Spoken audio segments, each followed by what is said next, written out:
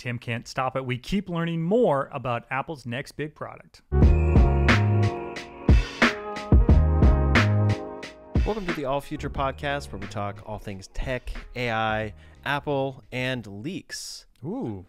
Throughout the week. Exciting. And if you're watching these videos, we really appreciate it. Thank you for subscribing. Please subscribe if you haven't. We're bringing these videos out throughout the week, talking about all this stuff and having like a longer conversation about these things as opposed to just the rumors that are associated with them. If you're interested in seeing two guys that make most of their money working in the arts panic at every new AI thing and how it's going to destroy our livelihoods, boy, have you come to the right place. That was the last. That was the last episode. That was the last episode. Yeah. We listened to a podcast that was auto-generated about me. Yeah, pretty terrifying. I don't really need you here at all anymore. Actually, yeah, that's just true. bring in the AI. Mm-hmm. But anyways, we're talking Apple leaks today, and no, these are not products that are themselves leaking as far as fluids go.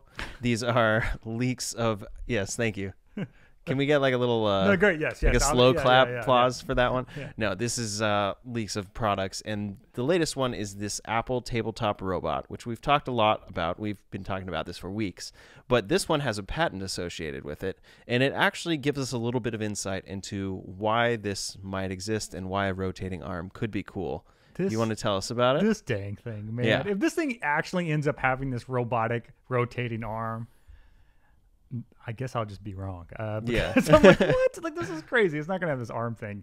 But, man, this thing just doesn't die in the rumor cycle. Keeps coming up. More things keep coming up about it. Mm-hmm. And not just, some people call it a tabletop robot. Some people just call it new HomePod. Some people call it HomePod with a screen. So and I'm sure in the depths of Apple Labs, there's all different versions of this thing. But what's happening, the newest thing today is Apple, a new patent has been discovered, as they often are for Apple. And essentially it is a HomePod, if you look at the little illustrations, with a camera built in. Mm-hmm. I would not call this one a robot, but I would call it a smarter HomePod. And this is actually kind of interesting. I never really thought about this, but it makes 1,000% sense.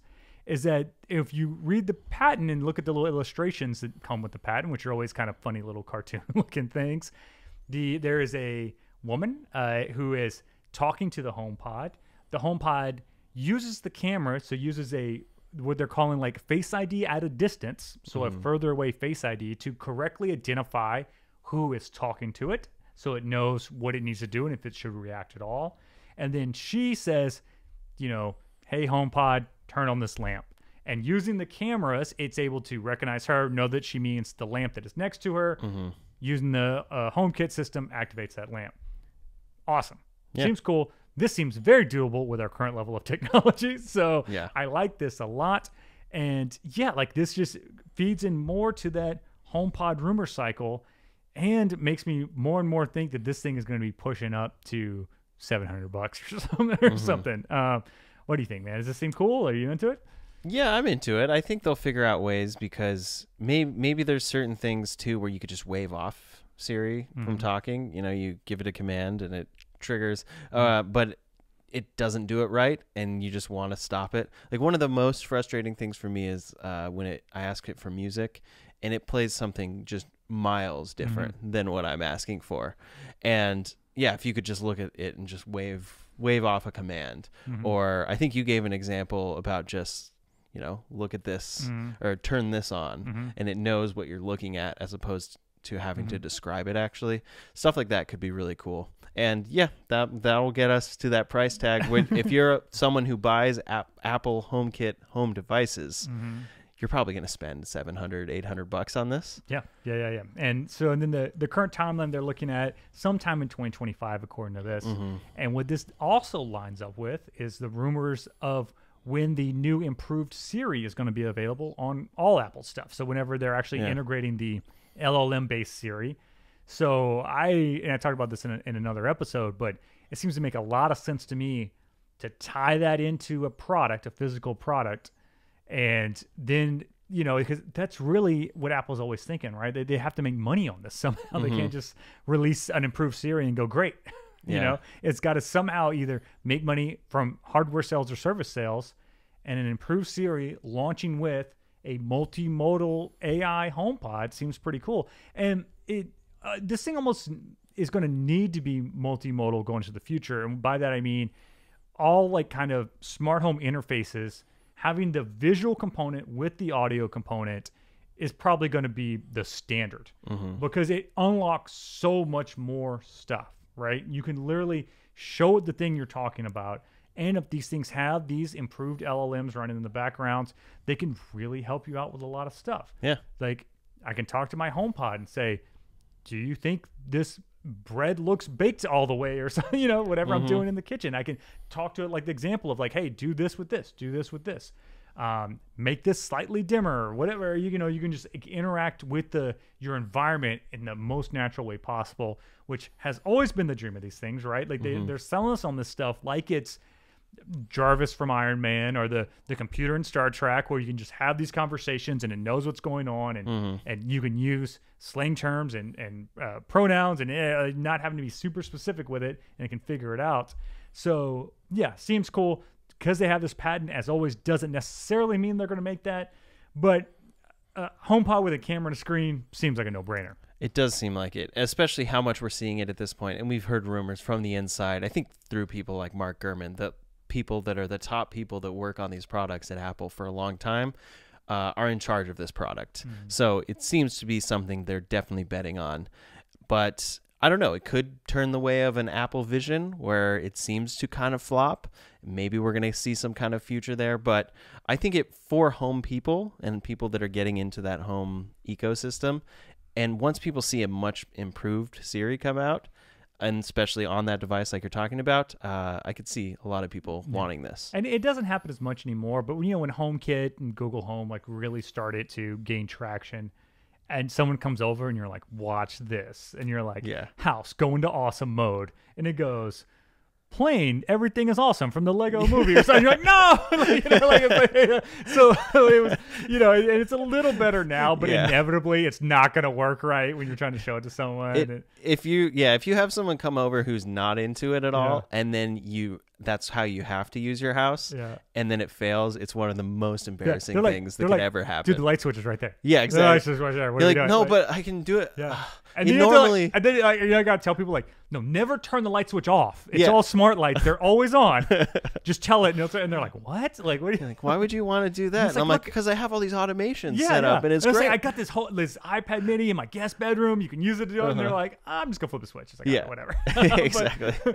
But that having those natural language assistants, they're using the LLMs built into it, I think it's going to improve drastically people's user experience, and that ability just to talk to it more natural. I'll tell you what I've been doing a lot lately: interrupting ChatGPT. Like when I'm using the voice interface, and it used to be like that's a 4.0 improvement that actually didn't come out when 4.0 first launched. It was kind of a slower rollout of that feature, and now ChatGPT starts talking to you, and I'm like, no, and I'm like, stop. And I'm like, give me it as brief as possible, because ChatGPT inevitably wants to make a damn book report for everything. Yeah. So I always have to say, in 2 sentences, explain this briefly. And then it goes, da-da. And I'm like, all right, boom, that's what I needed. So like having that ability to talk to it, and if it does do something crazy, go, no, that's not what I meant. Do this instead. And it goes, oh, I'm sorry. Here you go.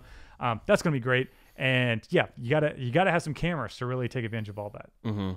Yeah, some ChatGPT things I've had recently are like you're saying, where it's like, convert this to centimeters or whatever, and it's like, okay, that sounds great. I will convert that to centimeters. I don't need any of this. Just give me the answer. Yeah. I always tell it like in bullet point format a lot. If I'm like doing something, I'm like, oh, just to give it like really briefly. Yeah. There's another back end thing to this though, like not back end, probably in the front of a lot of people's minds. People already have privacy concerns about Home Assistants. And how much of this stuff has to go to the cloud. So you're saying you're going to have a camera that's essentially an always on camera in your house. That's how it's going to have to kind of be, right? And maybe it like kicks on when you start talking, and then it activates the visual component like, milliseconds after or something. Yeah. Still pretty shady, right? Then a report comes out in 3 years. That this has all been like insecurely stored on some server farm in Nevada, whatever, right? So, so I think people seem to be fine with having, there's been especially on the Amazon side, Alexa just wholesale recording everything in the house, you know, like just crazy privacy concerns on that one. Not that those don't exist in other ways for Apple and Google as well, obviously. But yeah, like this tech is a little shady in that way. Yeah, and they'll have to probably have a whole privacy aspect of the event when they're announcing that product. If they're saying like, this camera's going to look at you. Yeah, it does it on device, and we encrypt it, and only you have access, blah, blah, blah. The same way they did with the Apple Intelligence event, where they're like, and then we have a third-party person come and audit it and all that. Yeah, totally. Like I bought this Ring camera that was on sale, and it's for the inside. I just have it like look at my cat. Just like feeding area when I'm away, so that I know that they're alive and getting fed. Like somehow you're worried that this animal that lives fine all the time when you're not around is going to forget where the food is. Yeah, exactly. Yeah. But it has like a manual thing that you just slide over and then it covers the camera. Yeah. And it's because it's an interior camera and people are going to feel uncomfortable with that and want it covered sometimes. And so maybe that kind of thing will be what they go for, but obviously some sort of not manual version of that, I think. It's weird to me people who have interior security cameras a lot. Like I don't, right? No, yeah, because I have no interest in recording what I'm doing or seeing what anyone else is doing in there when I'm not home, right? I've got plenty of outside cameras, right? I'm gonna be able to see the burglar get into the house. That's all I need to know. Yeah. All I need to know is someone's in there who doesn't belong. What do I need all this other stuff for?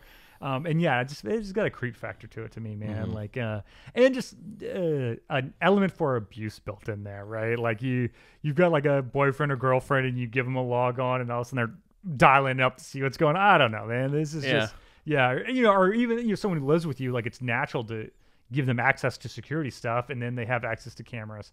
I don't like that. I do like setting up the camera for the cat, though. That makes a lot of sense. Yeah. When you're at home. I'm on board with that. Yeah, absolutely.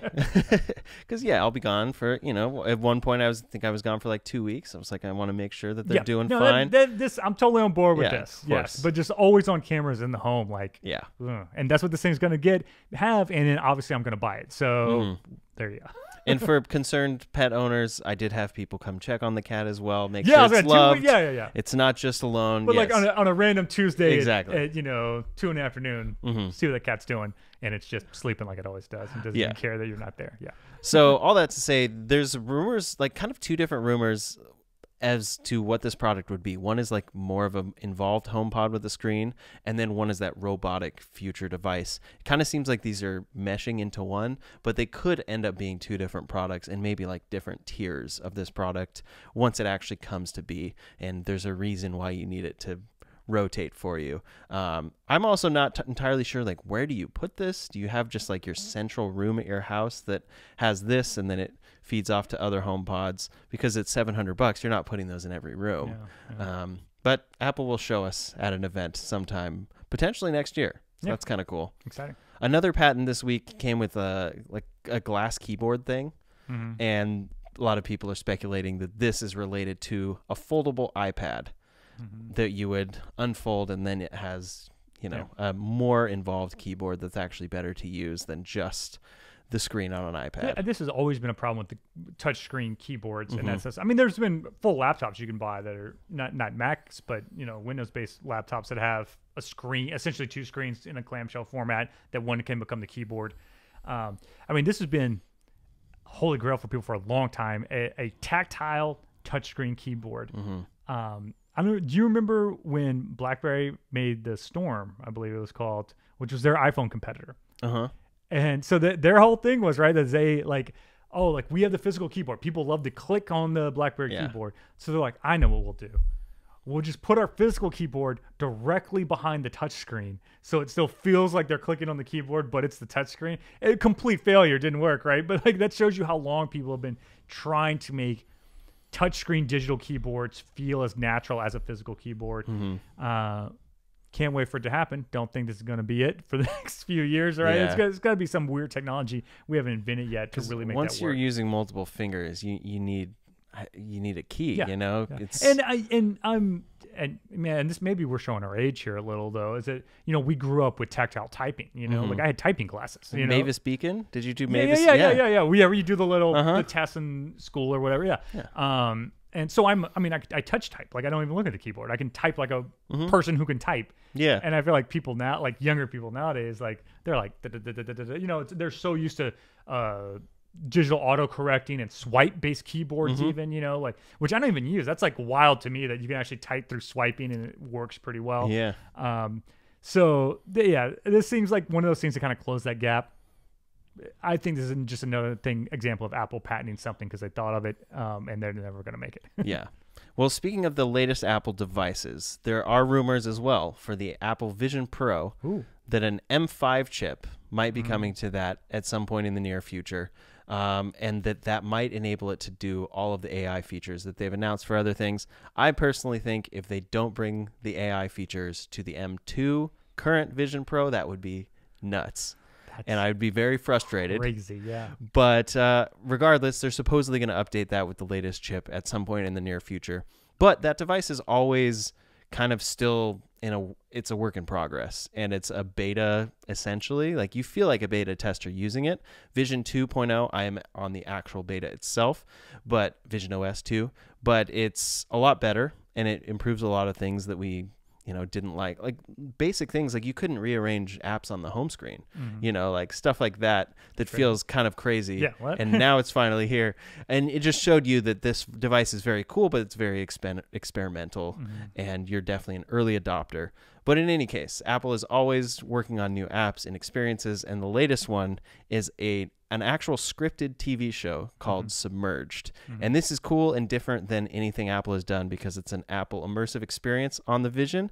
It will look incredible and feel immersive, but it's actually, narrative driven. It's not just a documentary with long, slow shots. I'm quite curious to see this, but what is your take? You watched the trailer, right? I did watch the trailer, which is mostly just kind of behind the scenes shots of how they're making it, because it probably can't really capture what this thing is without watching it on the Apple Vision Pro. And you're the guy with the Apple Vision Pro here. I'm not. So I had to watch it on my iPad like a lame person from the 20th century on a flat screen, I'm curious to see how this is actually going to work in practice. There's so it's narrative, and they keep calling it a TV show. It seems like it's going to be a short film. I imagine it's going to be 10, 15 minutes or something like that. I think it said 17, but it said episode 1. Okay. So I think it's premiering Thursday tomorrow for us right now. So I'll call you up tomorrow and be like, how was this thing, man? I'd like to check it out. I'm curious how this is going to really function. Yeah, and then by the time this podcast is out, people have already seen it and know. So I'm wildly speculating right now. It's weird because it kind of breaks the paradigm of what a film even is. Right? So if you look at the history of filmmaking, right, it obviously comes from stage plays. Early films are essentially locked off camera shooting stage plays. Stuff by like guys like George Méliès, which is like a Journey to the Moon, stuff like that. Old school silent films, right? Then they start figuring out, oh, wait, man, we can move this camera, right? And then that allows you to do things that were not available to do in a play, right? Because you can control what the viewer sees. There's a film, it's called The Great Train Robbery. I want to say it's like 1903 or something that came out. And it does a few things that blew people's mind. That seems so natural now to us, but people at the time are like, what is this? Yeah. It cuts to parallel action. So it cuts to two scenes happening simultaneously back and forth between them, right? Which had never been done because you obviously cannot do that in a play, right? It cuts away from things to build tension and cuts to close-ups and insert shots so the audience can see something maybe in more detail or something that the characters in it cannot see, right? Because again, these are difficult things to pull off in a stage play. And that is what kind of makes the fundamentals of film language and what we think about is how a movie works, you know? And if you're doing an experience where the viewer gets to decide where the camera is looking, that breaks all that. Yeah. Right?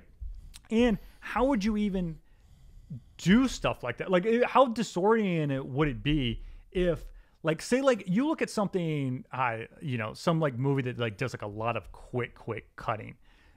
Anything by, like, Edgar Wright. So, Shaun of the Dead or something like that, I don't know, right? And, like, he's, like, it's, like, rapid fire, right?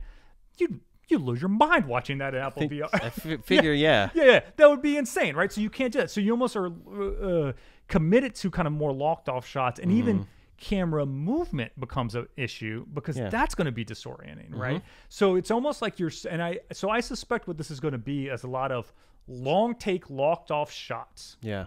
I'd say I think is a brilliant choice here is they made it in a submarine. Mm-hmm. So you're already kind of in like a tubular point of view, Yeah. no matter where you look. So if you look to the right, you're not seeing like the rest of Jurassic Park. You're just seeing a wall, you know? Uh-huh. But I'm curious. I hope this thing does well. I hope Yeah. it does really well. I hope it's cool. But if you're a person who enjoys movies or makes movies, this is a different thing. Mm-hmm. This is as different as from going to see a play to a modern movie, and this is another leap, right? Yeah. Because it's going to require a different storytelling language to make it work right. To do things like build tension, makes things a surprise. How do you have the surprise of the bad guy jumping out from the behind the good guy if you can look over there and see, right? Yeah. You know, so it requires a whole different way of thinking about things.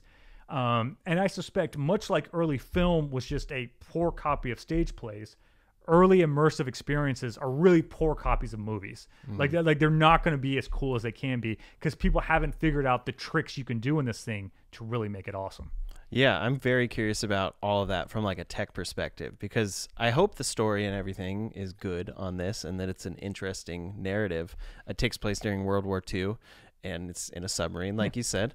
But yeah, I'm most curious from that perspective, how much can they push us to where I'm not getting motion sick? Because that would be a problem if the shot is any sort of shake. I don't think you can move the they camera at all. I think it's going to be locked off. And there's in the documentary stuff, there's movement, but it's very slow. That's how we have to do it, yeah. To where you're not going to get sick. So yeah, where's the balance there? And then the balance of cutting and how disorienting is it to cut to a new environment when you're immersed? And how do they handle all that? Yeah, those are all the things I'm very curious to see. And we're going to see how they do it. But I just think about the movement, how you would pull that off. There's like some like film language, there's like a motivated move and an unmotivated move. So if you like say like famous long takes on the opening scene of Boogie Nights or something, that camera is always following something, right? So like it kind of pans down and then it follows like someone walking and then someone else crosses frame and it grabs onto them and kind of follows them around, right? So and that's to help the viewer not feel like what's called like a ghosting effect.